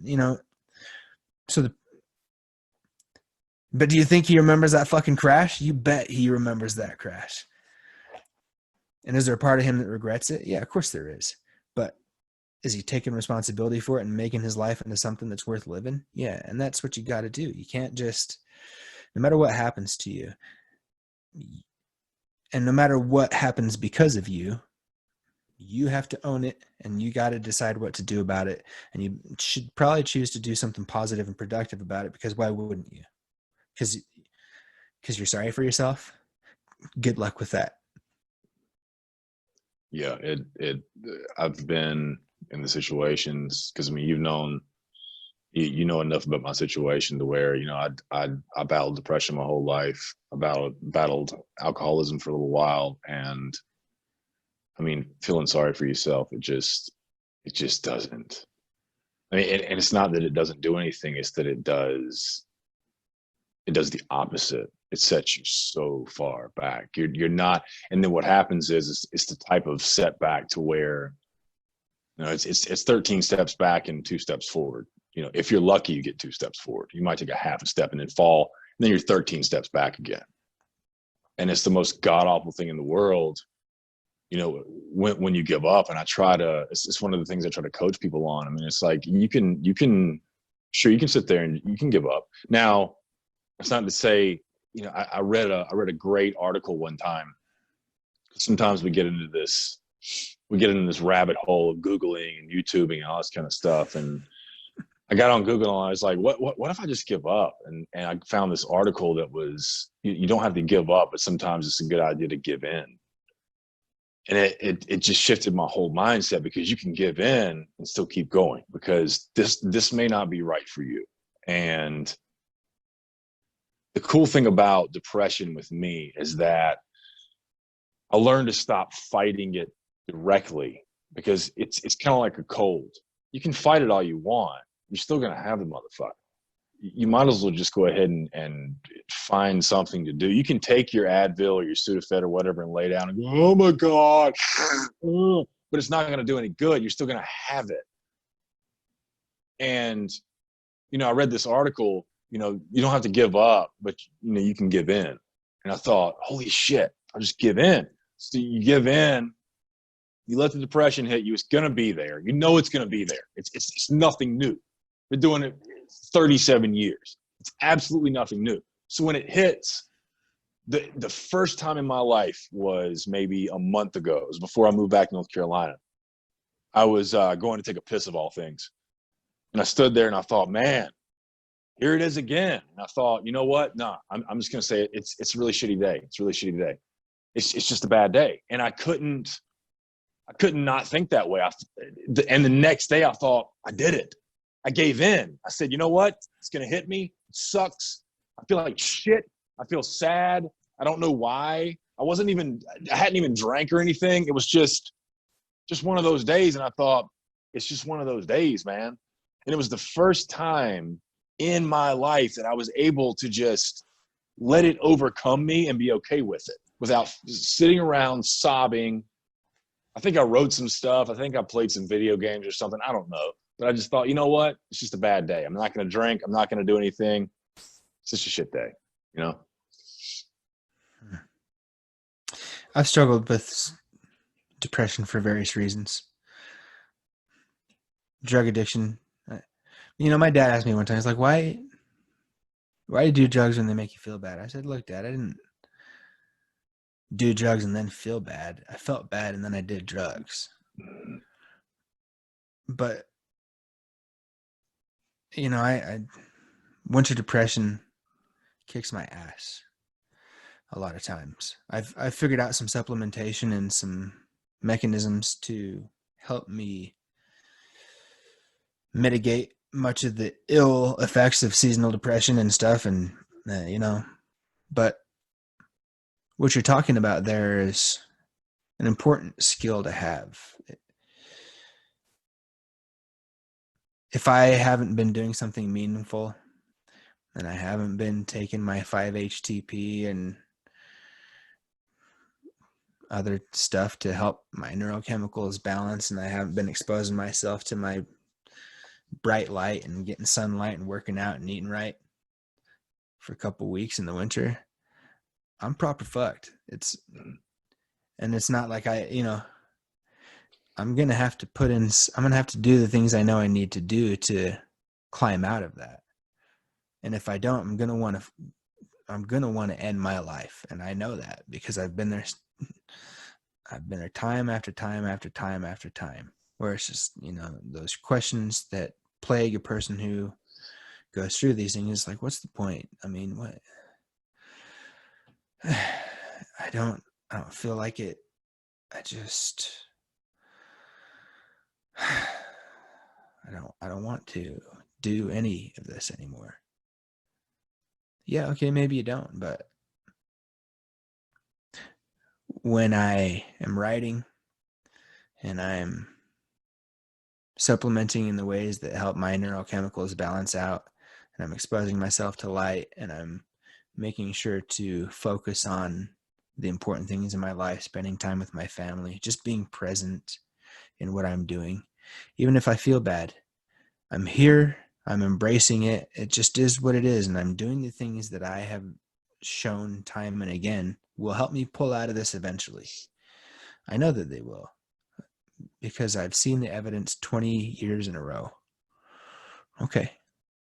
But it's not today. I don't feel any better today. Mm-hmm.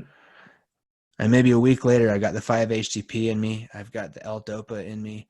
I'm getting proper sleep. I've been eating well.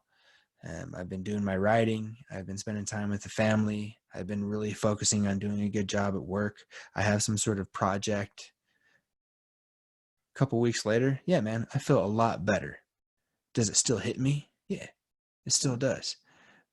But spring comes around. I start taking my shirt off when it's 40 degrees. I get some sunlight. I get exposed to the nature. I get up in the mountains. I mean, I still try to go to the mountains in the winter, but there's just something so special about spring. And you get down at the ground, you're seeing all these little things growing out of there, and the life's coming back. And I'm coming back, man. I'm coming back to life.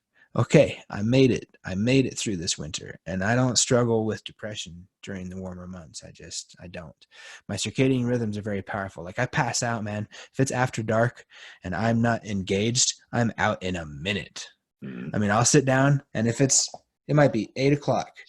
If I'm not having a conversation or doing something with my hands or something, I'm out. It could be a movie, I'm out. It could be reading, I'm out. I could just be sitting there, I'm out. And in fact, when I was writing Uncommon Mentality, I had been waiting to write that book for like 10 years, and I just finally felt like the time was right. And I was working 60 hours a week, and I would wake up at 4 a.m., and I would write until I had to go to work. Then I'd come home from work, I'd have dinner, and then I'd write until I literally fell asleep at the keyboard. I woke up so many days, and there's just like 100 J's because I just fell asleep and my finger was pressing the keyboard. I was like, oh, man. And my wife would elbow me.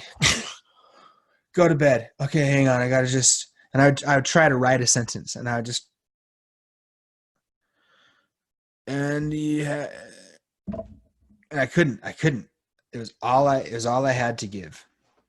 And that's something that maybe people don't really understand. It's like, look, you don't know your limits. I guarantee you don't. even physical limits. I one time sprinted up a mountain until I could not move my body.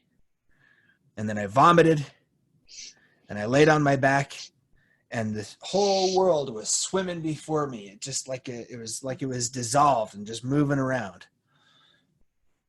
And then I got up and it was all I could do to stand up. And then I had to get my ass back down that hill and I was stumbling and and for the rest of the day, man, I was toe up. I guarantee you that 99.9% of the people who listen to this, maybe 100% of the people, have never done that. They've never actually reached a place where their body doesn't work anymore. Maybe like you fail on a weight lift. I ran until I couldn't move anymore and I could barely get my face out of my puke puddle. I barely was just didn't breathe my vomit in because I couldn't move, man. And I could not write another word some days when I was writing that book because I kept trying to wake up and focus and I just shut down because I'd been running on 3 hours of sleep for 3 months in a row. And I set myself a deadline and I wrote up until the second of that deadline and then I hit publish. And I had to call it good enough. And I'm working on a version 2 and I've learned I have to have patience with myself on this because it took me 10 years to figure out how to write that book. And now I've been taking feedback and learning about the things that people like and learning more things. And I eventually want to write a book called Uncommonly Capable that takes mind, body, food, self-sufficiency, all these things and put them all and in the same novel way that I wrote that book where it's like, you probably recognize a lot of this stuff, but I made this shit. And I made it because of hard wrought experience. I lived the life I had to live to be able to communicate these tools to you. My friend Benjamin George, he wrote a review of it, and he has one of the favorite lines I ever heard about that book. He said, "This is what happens when this is what happens when an autistic person tries to learn to be human, so he can teach us all how to human better." Yeah. And I like that. But the point is, I guess, just that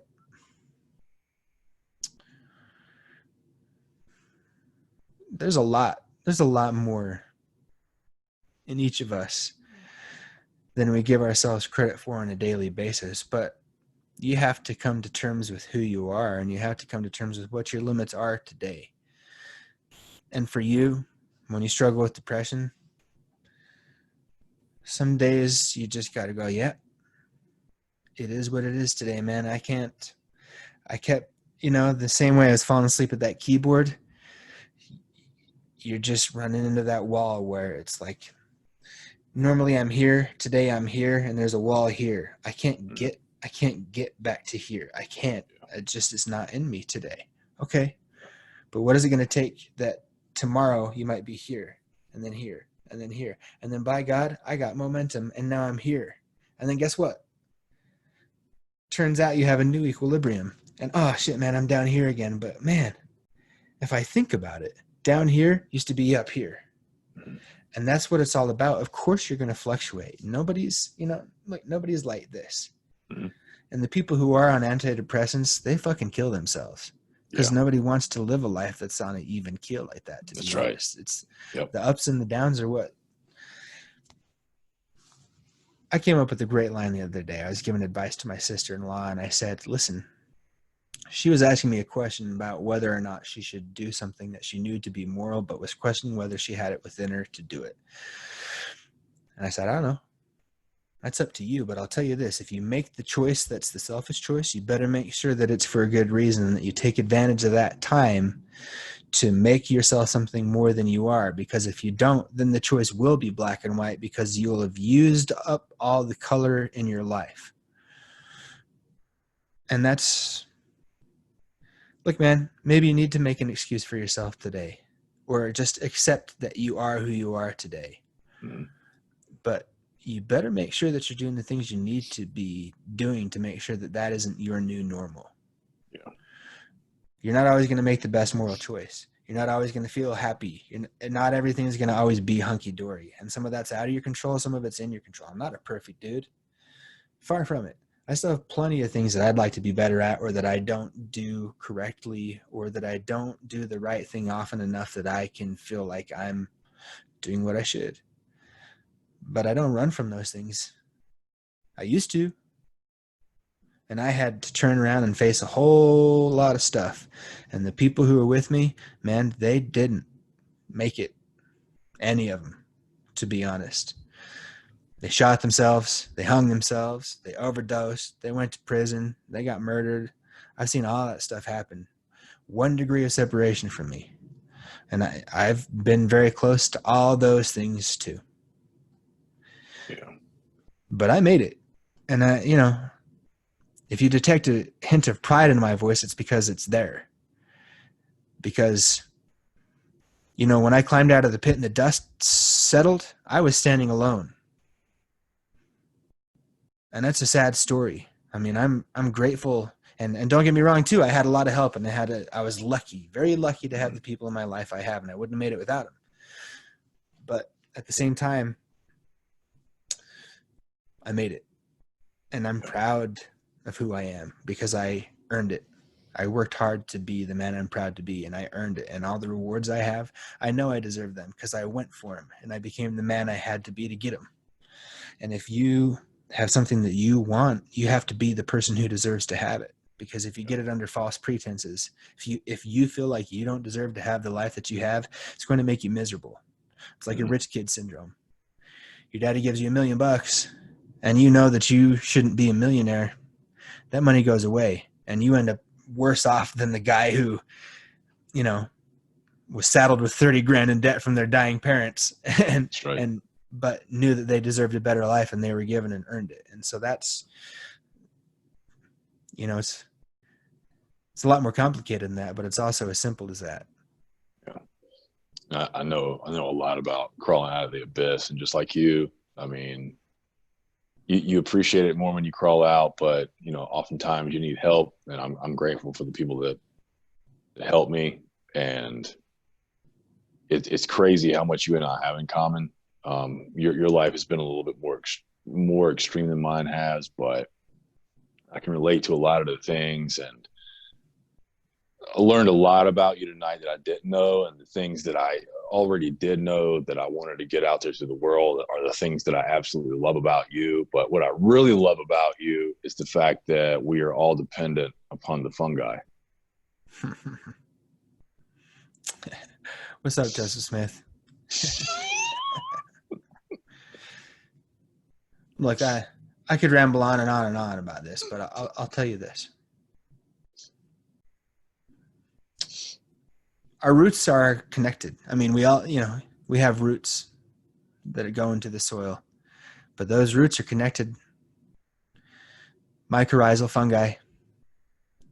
They connect different species. They connect the same species. They share water. They share nutrients. They provide things in exchange for other things. And they break down the dead stuff and turn it into food for the living stuff. And they create the most potent poisons and potent medicines for all living things. A psilocybin mushroom is about as potent a mental medication as has ever been conceived. And LSD comes from a fungus as well. But also, you could eat a mushroom that could literally melt your brain or melt your liver, or you could die in an hour, and there's no antidote. There's no getting around it. You are dead. But they're among the most ancient of things. If you're going to send something to another planet to populate it, you could send some mushroom spores because they've been shown to survive the vacuum of space, and they can survive on mineral substrate, some of them. They're present in places like Chernobyl, where they're sort of learning how to use radiation as an energy source.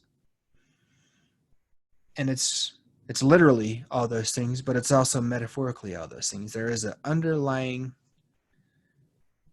network. And the mushroom is just a physical representation of that, these networks. It's a neural network. It really is. It thinks, it breathes, it eats. It's a being. A forest is a being. Sure, it's trees. Sure, it's grasses. Sure, it's flowers. Sure, it's animals. But the fungus is the thing that ties them all together into a thing. And without the fungus, the thing doesn't exist. And there's something... The mushrooms are that for us too. You have mushrooms in you. You spread fungus to other people. And when that balance is out of whack, you smell weird. Your skin has issues. Your gut has issues. Your mind doesn't work right. But when you're in harmony with the fungus, you thrive. But it's more than just the fungus. It's the network. You are your network in a lot of ways, because it's the inputs and it's the outputs. And if you're able to appreciate that part of reality, it opens up a whole new world to you, and it makes you look at things in a way where you can see the broader scope of the ramifications of what you do. And then it demands more responsibility from you. Imagine having the responsibility of every living thing in a forest tied into you. And then imagine how complex a human being is and that you're connected to all of them. It's a monumental level of responsibility, and we're only able to accept a small, minuscule portion of the responsibility that we bear. But the more that we can accept and meet the dictates of that responsibility, the greater the meaning in our lives, and the more abundant lives we live, and the more abundance we cause to be present in the lives that we most strongly connect to. And that can be an infinite, fractal, exponential spreading, and it is in some ways. And your influence, you have a sphere of influence, sure, but it doesn't just end. It's the ripples, man. It ripples out, and it's eternal. Every moment in eternity is eternal. It's forever. It can never be erased. Everything that led up to you being here right now had to happen for you to be here now in this moment. And everything you do right now will ripple out into eternity forever, and you can't change it. And you have the power of choice. It's not like you're a rock. If a rock rolls down a hill because the hill is eroding, that's forever. You can choose to roll downhill or to climb it, and that's forever. And that's why you're standing on eternity, but you're also supporting eternity on your shoulders. Every moment in the future hinges upon what you do right now, and it will never be the same no matter what you do. And you can change it for the better, or you can change it for the worse, and there's no getting around it. And it's up to you to decide who you want to be and how you want to operate, and you're going to fuck up. And you have to accept that that's an eternal fuck up. But you have the great fortune to try again. And the wisdom and the lessons that are contained inherently in that process can short circuit that learning process for another being. If you've listened to me today, there are some things that you've picked up that will short circuit your learning process, and it will go from 20 strides between point A to point B to point A and point B are united now. There's no learning process. You're there. And if you can cause that to happen one person, one time, you will have made the world a better place for that one person in that one time. And if you can do that every day, if you can do that in every moment, if you can do that for yourself and for the people you love and for even the people you don't love, and learn to love them and learn to share what you have to share with them, how could that be wrong? But you won't always. And you're going to have to deal with that too. Yeah. I hope beyond all else that everyone who listens to this episode takes everything that you've said to heart and to mind.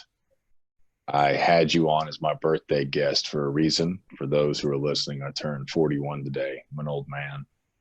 And I had Chance on to get a little bit more wisdom than I already have. So I'm honored that you were here today. So I'm hoping we can do it again very soon, because you never run out of insightful offerings and the absolute epitome of intellect. So with that being said, tonight, Primal Fire Podcast has in fact been logocentrifugal, because it has featured Chance Lunceford, who is logocentrifugal. And I hope, beyond the shadow of a doubt, that everyone who has listened to this is now perhaps logocentrifugal. So I am Jason the Argonaut. This has been another episode of the Primal Fire Podcast. Chance, thank you very much. And I will see everyone next time.